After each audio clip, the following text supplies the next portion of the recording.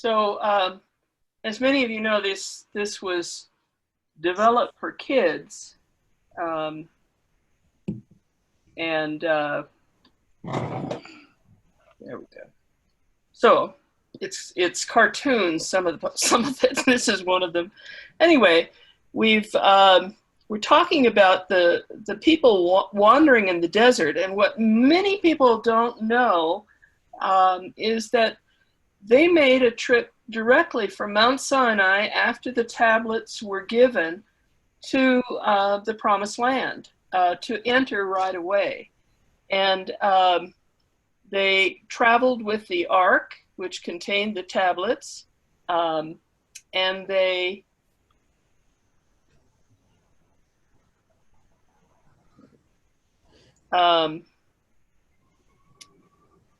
you can see the poles. They would slide the poles in and carry everything that was sacred. They would always build the tent and put the holy objects as they should be placed whenever they camped. And initially, after leaving Sinai, the people were moving directly toward Canaan.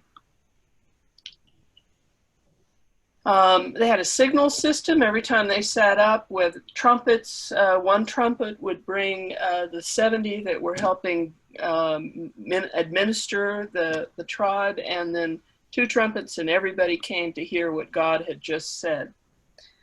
Now, when 50,000 people are marching through a desert, the news is bound to get out that they're coming. So they took a route behind instead of up what would be a main road.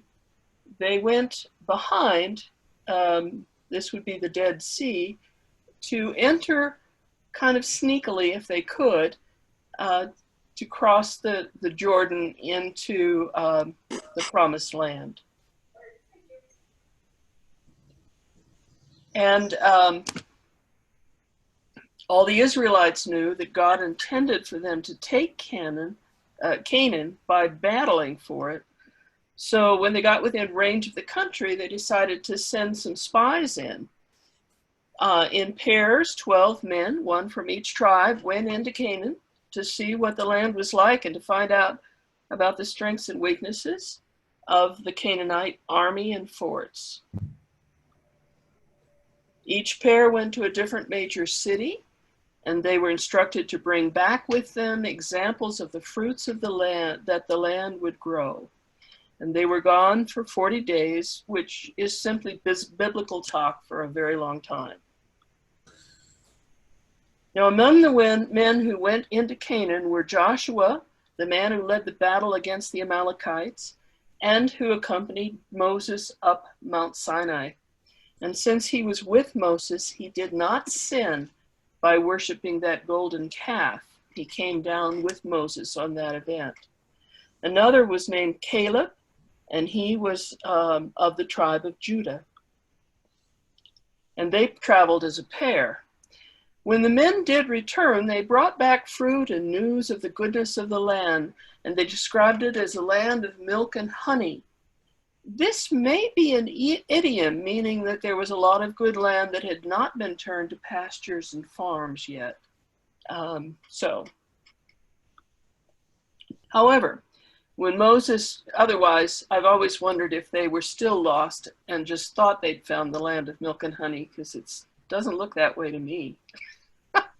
But anyhow, however, when Moses asked them about how to conquer the land, all but 2 of them said it could not be done. 2 claimed that part of the territory was the stronghold of giants that made Israelites look like grasshoppers. This is from the Iraq War. Another pair said that the walls of the forts were too high and too thick. Another pair said that the people would fight, that they would fight would be too many. Only Caleb and Joshua believed that with God's help, the land could be theirs for the taking. And when the 10 who didn't believe the land could be conquered started calling Caleb and Joshua liars, Joshua and Caleb ripped their clothing to begin an apology to God for the sin of the people, the sin of not trusting enough in God. How long will these people treat me with contempt? How long will they refuse to believe in me in spite of all the signs? At this point, God stopped the argument by flaring the pillar of flame over the tent of meeting. Everyone bowed down to listen to God speak. No one who is over 20 today will enter the land of Canaan, with the exception of Caleb and Joshua, who do believe in what I can and will do. In the next 40 years, everyone who is now an adult and was once a slave will have lived a full life and will have died. And then, and not before then, will I lead their children across the border into Canaan. So that's the story of why it took 40 years. It didn't have to, but that was what God decided. And I think there's something about having been a slave that shapes a person. And I'm not sure what it is, and maybe that's something we can talk about, but it shapes a person to distrust, and therefore maybe to distrust God, or maybe not to take risks, or maybe to whine and complain. What is it? I mean, and that's not true of everyone, because Caleb and Joseph were not permanently affected, apparently, by slavery.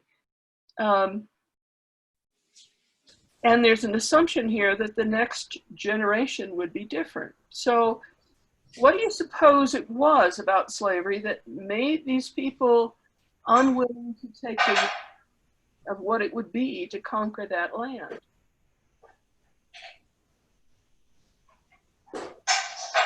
I think it's a lack of faith. Yeah. They knew that God had taken them out of Egypt and all he had done, but there's still this undercurrent of, it won't happen again, that we won't be able to do that, and that we won't be able to conquer these people. So this lack of trust, this lack of faith, maybe even acceptance, I think is one of the roots of, I'm going to use a little brain terminology here, of the reptilian brain, where the need to survive is so strong and to do what has to be done to survive. Yeah. Okay. I think we see this sometimes in abused people when they're coming out of the abuse and seeking shelter elsewhere. And there's a lot of healing that must be done before, they can believe in themselves to do what has to be done, I suppose. I don't know. Well, Mother Mary, I'm living with that. My daughter Mary has suffered some terrible, terrible treatment and has non-epileptic seizures as a means of, I guess, the brain thinking it can control those things. And distrust, she calls on God, but the trust isn't quite there. And the other part is the distrust of law enforcement. It's really, I think, one of the key issues of what we're facing in this country. Absolute lack of trust because of how individuals are treated when someone confronts them. And it isn't from everybody, but it only takes one bad experience to make it all the way through a high school. So you all know who the name of that officer is, etc.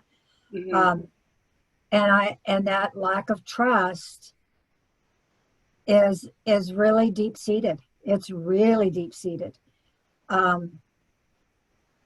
And the ironic thing is that the risk is faith. It's not the risk of doing something that's illegal. It's not the, it's the risk is not to have faith, to believe that it'll come out better. So my experience has been to deal with my 50-year-old daughter who is going through this time in her life that is really difficult and really hard, and to be as supportive as I can be and be as honest as I can be. And it's hard. So I think that the reason the next generation is different is they didn't experience it. Mm-hmm. They didn't experience it, so they don't really, they heard about it, but they didn't experience it.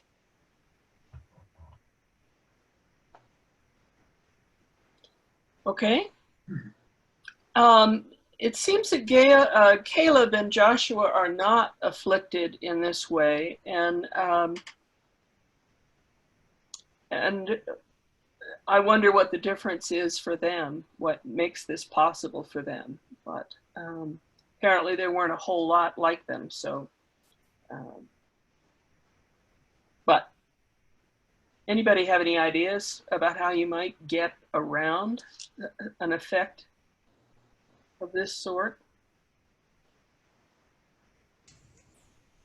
Well, I'm sort of still thinking about the first question, is in terms of distrusting God and all of that, is that, their experience was, well, where was God while we were slaves? Yeah. And so why should we trust any differently now? Didn't take care of us while we were slaves, so okay, yeah, walking through the water, that was pretty cool, but here we are. And I think about then the next question about the next generation. I think that's a great question, because we see generational shifts in our time of parents. What do they pass on to their children or not? And then what do their children pass on to their children or not? And some of the sociological stuff, it says part of the reason that we're seeing a decline in religious involvement is because it's just been a steady decline, that parents haven't passed it on. So I don't know why the next generation would be different. But I think the last question about Caleb and Joshua, I think, they were outliers. They weren't going to say the past does not construct to be irrefutably. We can't see a possibility. And we've got folks today who are outliers in those kinds of things. This is not the end of the world. There's something else out there. Well, I don't know. Well, periodically you do see huge generational shifts in attitudes. There have been several during our lifetime. But these folks who were slaves and who had one set of base attitudes, they went this far. They crossed the Red Sea, they'd followed all this way. Were they just, yet were they maybe not able to keep their own selves, they're just tired. Mm-hmm. And yet they're looking at their children, they were able to impart that sense of hopefulness that got them as far as they did on to the next generation. Mm-hmm. I think a very clear example of this, I'm on one side of the baby boom. Yeah. A year behind me is the other side of the baby boom. And I have, in my friends who are on that side are very different from me in attitudes and approach to life and everything else. And I think that this may have been one of those generational shifts, that what the adults, what the former slaves had gone through had carried them that far. And while they didn't have the energy perhaps to take it very much further, for whatever reason, they were able to impart that hopefulness into their next generation. Mm-hmm. And it might have been better for, excuse me, I've got I'm trying to use two computers. So we'll just do it so I can see you all, because I can't see my slides and you too. So, but it looks like I'm looking away from you, and it's because I'm looking at the other screen. But I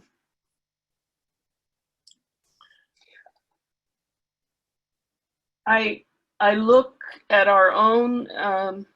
Well, I just finished reading Michelle's Obama's Becoming, and talking about having come out of fairly repressive situations into the White House, of all things, and you know, all the stages she's tried to, in her memoir, sort of talk about the stages involved in all of that, and definitely in that, to speak to your point, Nan, her mother envisioned what the future could be for her and did everything in her power, sacrificing herself and her own present, to make sure that she was given every opportunity and stood up for her when things were not working well. So, and she's very much aware that she would not be who she was without that kind of support. Right. But with that, to speak to you, also that, you know, it's still luck. Yeah. Oh, yeah. You know, it's still being able to actually succeed under oppressive circumstances. So Caleb and Joshua may have had a leg up somehow. Okay. The time for this to happen is given as 40 years. And again, 40 is biblical talk for a long time and probably wasn't precisely 40 years. So the people, the entire people, lingered in various parts of the desert for a very long time.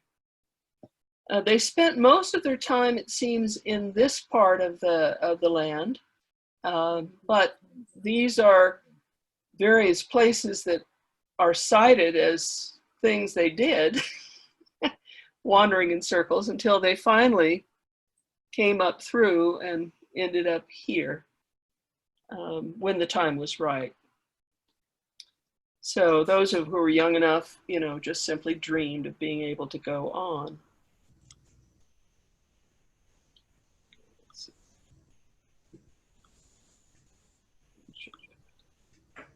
Okay.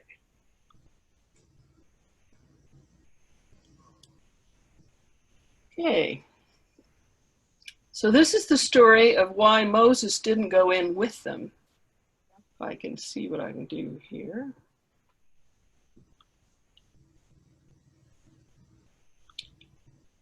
Which I didn't really understand until we had a rector who, I think I need to get this off here. I had a rector who had taken us through a move. We had to move because they were putting a highway through where the church was. And we moved 15 miles down the road and built a new church. And when we got to the new church, which was our promised land, he was not the right person to lead us at that point. He was tired, worn out from all that he had done. And he was dictatorial, which is very helpful in getting us there. But when we got there, it was time to sort of open up and be, you know, welcoming to other people. And he wasn't ready to do it. So I, for the first time, really understood something about why Moses didn't go with them into the promised land. Anyway, there were two times when the people camped where water was not in sight. And the first time, Moses struck a rock, and the water came out. The second time occurred nearly 40, excuse me? Okay. Second time occurred nearly 40 years later, and the people could find no water in the new camping spot. And again, they complained that God was out to kill them. And only this time, Moses was much older, grumpier, and tired of his people, who never seemed to learn. God tried to calm Moses down and said to take the leaders out to a rock that God would show Moses. Moses was instructed to talk to the rock and water would flow. However, Moses was still angry. So when Moses got to the rock, he insulted the Israelites, calling them rebels. Instead of talking to the rock, he struck it twice with his staff. Water came out. His anger made it seem as though God was angry, and God did not like that at all. God was very unhappy that Moses had done only what Moses wanted and not what God wanted. God may have been afraid that Moses might do this again, so God decided that Moses should stop leading the Israelites before they entered the promised land. So God instructed Moses to prepare Joshua to be the next leader. Now there is a legend that Joshua received Moses' staff in a ceremony that helped the people accept the transfer of that authority. And that ceremony, but without the staff, is in the Bible, but it doesn't talk anything about changing the staff. It does talk about transferring power with Moses laying hands on Joshua's head. So I was just wondering what it signifies if somebody does that and why it might be necessary to have that kind of ceremony done and what actually changes when that happens. And we continue to do this at ordination and at confirmation, and of course at baptism, but usually it's with water in our hands. What do you think actually happens? I've often wondered, I mean, I have an ordinand who just became a deacon. She's on her way to become a priest, so it's a transitional deacon. She was very much looking forward to the ceremony, but I'm not sure whether it was because this would, you know, authorize her to take the next steps, or whether she believed that something would change. What do you think?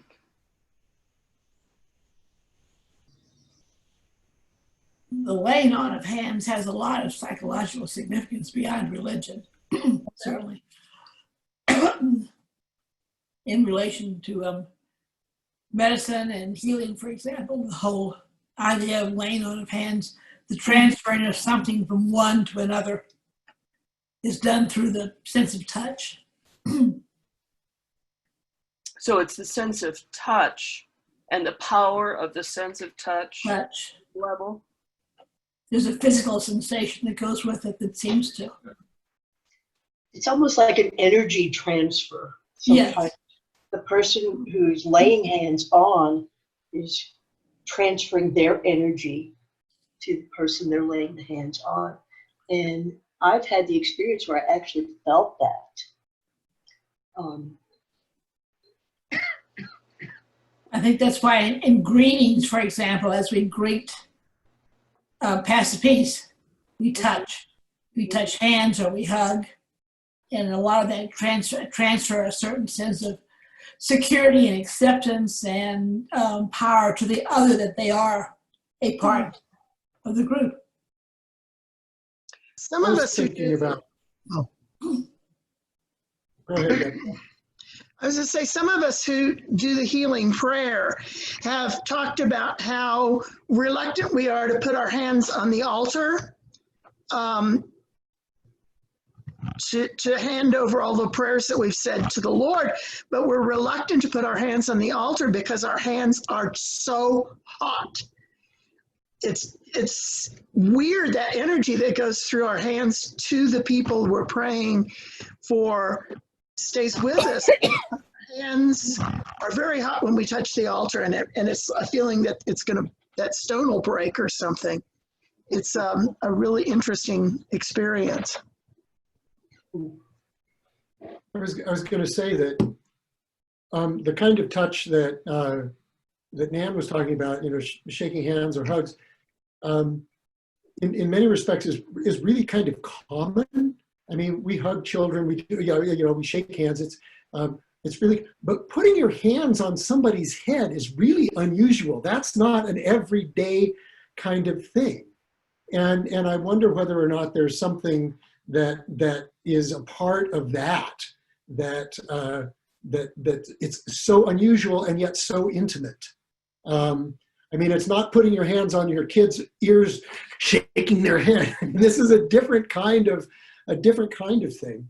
And even the movement of bringing your hands down is sort of a calling upon as well. Mary, you may have had this experience when you were ordained, but also all of those hands The weight on of it is huge. heavy. It's heavy, and you are really inaugurated or initiated into the weight of what you are, what goes on. And I think, for some people that's really profound, and maybe for some others it's just, okay, well, I'm going through this, now I can get the job, and it maybe, now I've got the creds to get the job, and others say, no, this really is a change. There are different theologies of ordination, which those of you who took my class will remember, but but the weight of hands is really amazing. I don't know if is there anyone here who has never observed an ordination? But all the priests in the congregation are invited forward. And if you can't reach the person, you link with another who can. And so basically all of this is coming down upon the person who is being transformed, I guess. Certainly socially, if not spiritually. And my impression was that, the literal weight of it was such a heavy responsibility. So to try to do it right. So there's also that's the same as confirmation. I was confirmed in the Episcopal Church as an adult, and my community came up when I was confirmed by the bishop. So to me, it's not obviously the same as ordination, but it was for me being part of the community. My community members came up and laid hands on me at the same time. So I think there's that aspect too. It's an acceptance of community, of what's going on. And for those who were watching Moses do this, it was a definite signal that there would be a new leader and Moses was stepping down, and that was that. It was, so there was no returning to Moses' leadership should they want to do that. I think too, if you just think back through the stories of the patriarchs, there's always this laying on of hand and the blessing of the children. When the patriarch's about ready to take off, the children come in, whether they cross their hands over the top, or this one's fuzzy, he must be Esau, or any of those. There's this laying on of hands that I guess is that symbolic transmission of authority, whether it's temporal or spiritual. But now it's yours.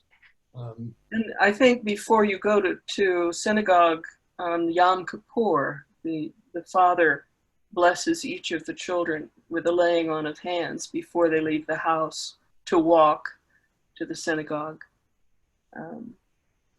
I was talking about that with some kids, and there was a child of an Episcopal priest in my class, and he said before he leaves the house every day, his father blesses him before he goes with a laying on of hands. And I thought, wow, it'd be nice to know every day that your parents approve that much of you before you left. Anyway, I was never quite sure what my mother thought of me by the time I got out the door. So. It's good on both sides. It's good for the parent. Yeah. To realize that this little twerp that did this yesterday is still my child, and I love him or her as much as I can, and I will give him or her the blessing. I mean, it's a two-way street to do that. And So I think it's important. It's an important part of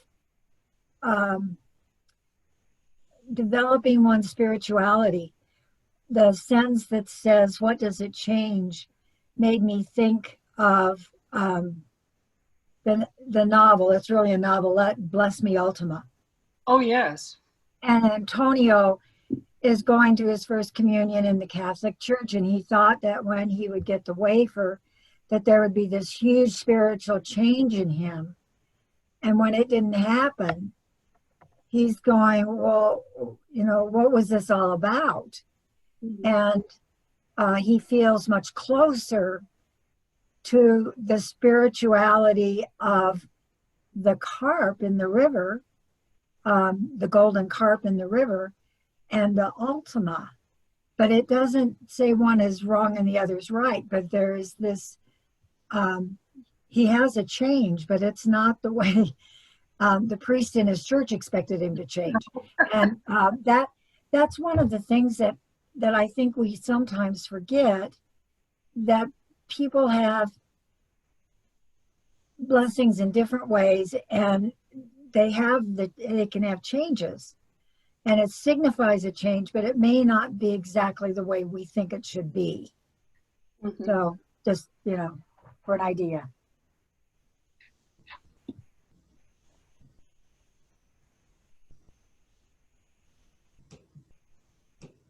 You know, peaceful transfer of power is a rare thing in this world. We are lucky to expect it in our country. But what is it about the transition, that any transition, the priest leaves the church, your new boss is coming, in any kind of situation, but it seems to put everybody in the community on edge. And simultaneously raise hope. So I was just wondering, you know, if people were watching Moses leave, and then, you know, they know Joshua, but, you know, they have no idea what he'll be like when he has that much power. And if, you know, there's a lot to think about. You know, you've all been in a situation of transition. What does it do for you?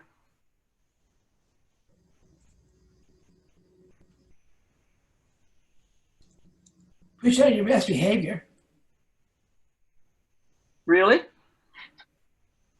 Say more. If it's a new boss, for example, or you want to make a positive impression, so you try to do a little bit better. Mm-hmm. If it's a new teacher, that may not happen. You got to test them.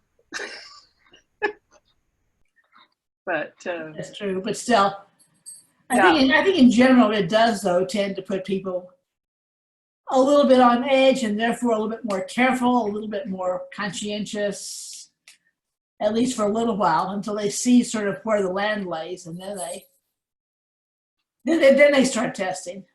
Yeah. And that happens at work as well.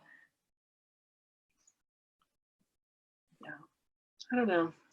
Anyway, it must have been, I mean, their lives depended on that leader in much more graphic a way than any probably leadership transfer that I've been participating in. So, you know, it would be probably more like the wagon master in a caravan across the United States in 1860 or something, where, you know, you had to have this man make the right decisions for everything to work out. I think that when there's a transition of power or authority, usually there's two scenarios, right? There's power being transitioned to somebody who is part of the organization that everybody knows, has a lot of baggage. And the second one being a transfer to someone who's an unknown quantity. Mm-hmm.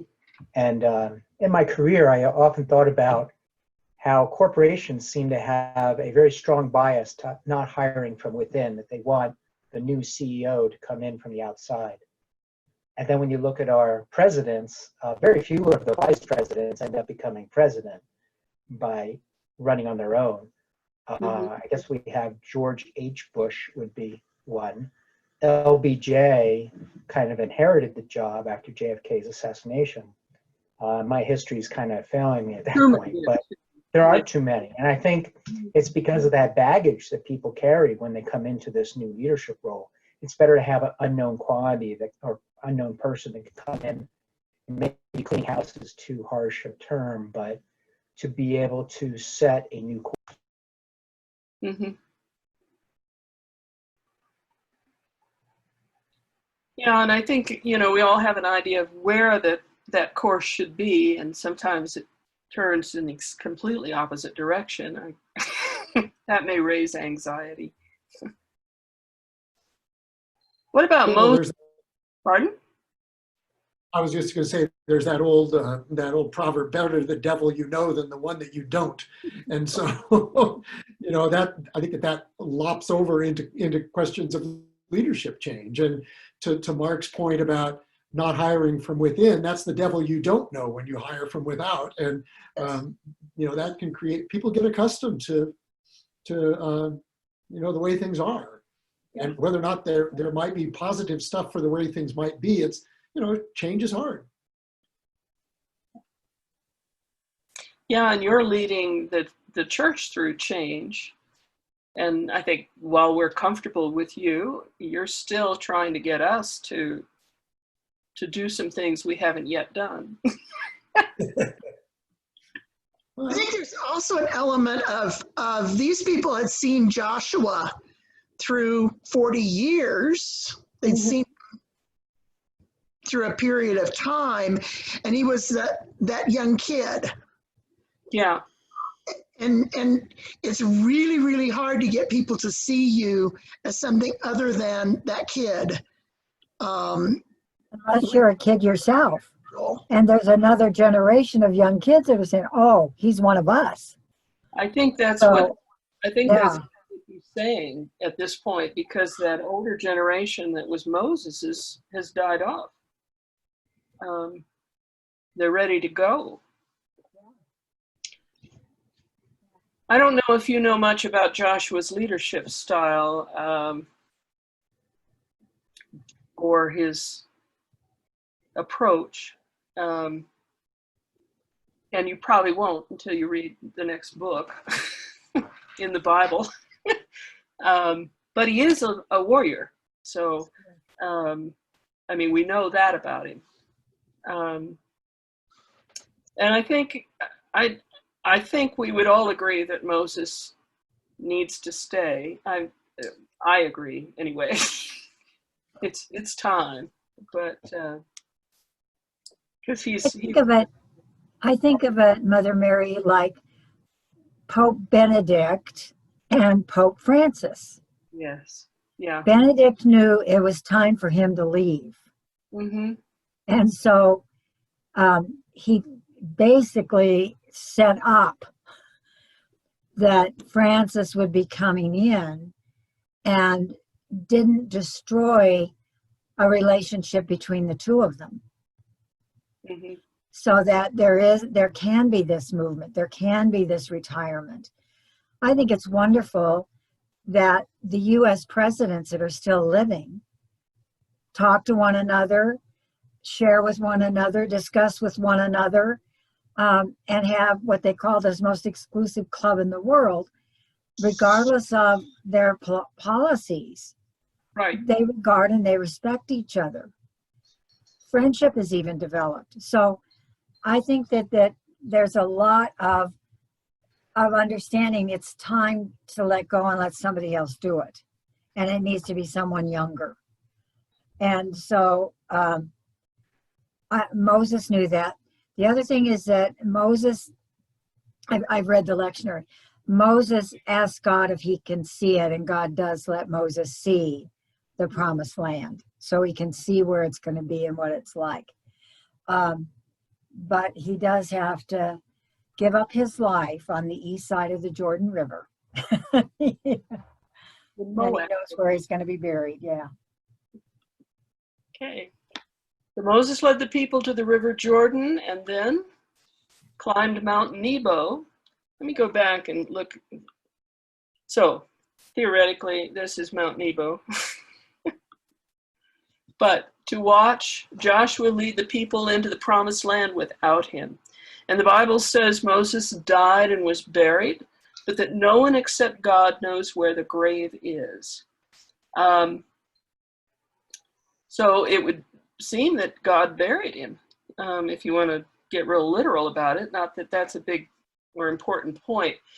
What is important is that there is no place for people to make a pilgrimage or a way to make a, kind of a religious thing out of the location of his bones. And that was, I think, the main thing behind not knowing where he was or where his body was. God took Moses to heaven from Mount Nebo. Because no one knew where the grave is, a legend grew up that Moses went directly to heaven without dying, like Elijah did. And again, this is not in the Bible. But still, this may be why the Gospels have both of those men, that would be Elijah and Moses, visiting Jesus during an event that we call the Transfiguration. These were the only two men already in heaven and available to come. If you believe in the, after, you'll be raised sort of form of that. But anyway, they were there. And then God told Joshua when Moses had died. So that's how he would know.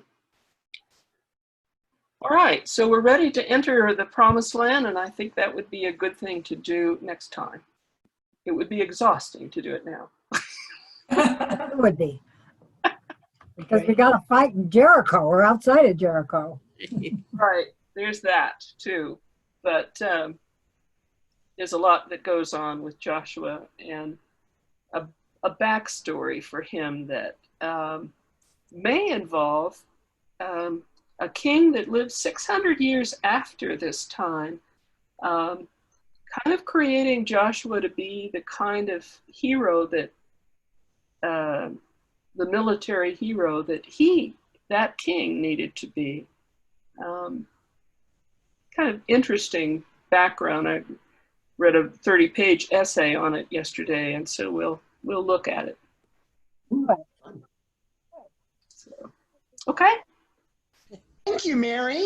Thank you, Mary. Okay, thank you.